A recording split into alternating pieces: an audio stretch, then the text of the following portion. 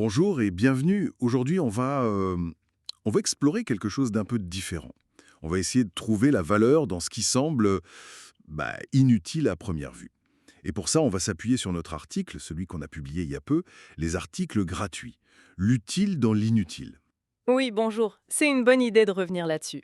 Parce que c'est vrai qu'on y met du temps sur ces sujets un peu décalés. Exactement. L'idée, c'est un peu de décortiquer pourquoi.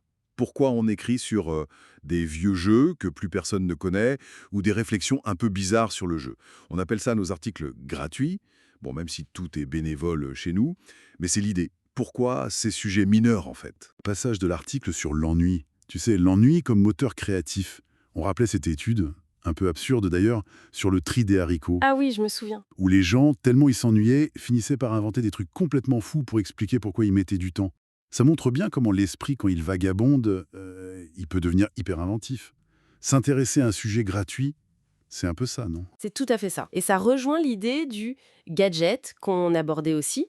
Le gadget, c'est ce truc qui a l'air inutile, mais qui finit par devenir indispensable. Il comble un besoin qu'on savait même pas qu'on avait. Hmm. Eh bien, nos articles gratuits, c'est un peu la même logique. Ils répondent à une curiosité de niche, un besoin peut-être pas essentiel, mais précieux pour les passionnés. C'est choisir de perdre son temps, mais intelligemment, quoi. Oui, voilà. Et on donnait des exemples dans l'article, justement. Ça pouvait être quoi? Ah oui, analyser un vieux jeu de stratégie oublié. Warlords 3, t'avais pris cet exemple, je crois. Enfin, un truc du genre. Ouais, quelque chose comme ça, dont plus personne ne parle, mais qui avait des idées géniales. Ou alors, décortiquer pourquoi une campagne de financement a échoué. Ou juste un coup de cœur pour une toute petite extension, un truc minuscule. Des sujets loin, loin de l'actu. Et c'est là qu'intervient la liberté éditoriale, un point important de notre article. Cette liberté, c'est ce qui nous permet d'aborder ces sujets. On n'est pas dans la course à l'info immédiate, au clic. Non, clairement pas. Du coup, ça amène une diversité de thèmes, d'approches, qu'on voit moins ailleurs, peut-être, et on le précisait bien, d'ailleurs, hein, on achète nos jeux, pour la plupart, et quand c'est pas le cas, on le dit, transparence totale. Oui, c'était crucial de le rappeler dans ce texte. On ne se voit pas comme des journalistes au sens strict. On est plutôt des joueurs, des passionnés qui partagent des expériences, des analyses, parfois des coups de gueule, c'est vrai. Ou des coups de cœur. Ou des coups de cœur, oui. Le but, c'est le plaisir de partager. Cet hédonisme ludique. Une discussion entre passionnés sans vouloir imposer une vérité. Voilà. Donc, pour résumer un peu la thèse de notre article, ces explorations gratuites, un peu hors piste, elles sont essentielles en fait.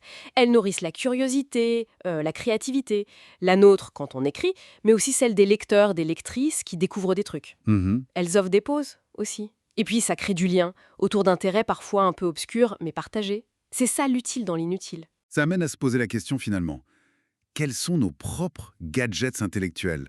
Ces petits centres d'intérêt perso, ces trucs qui nous animent, même s'ils paraissent complètement déconnectés de l'efficacité ou des grandes tendances. Tout à fait.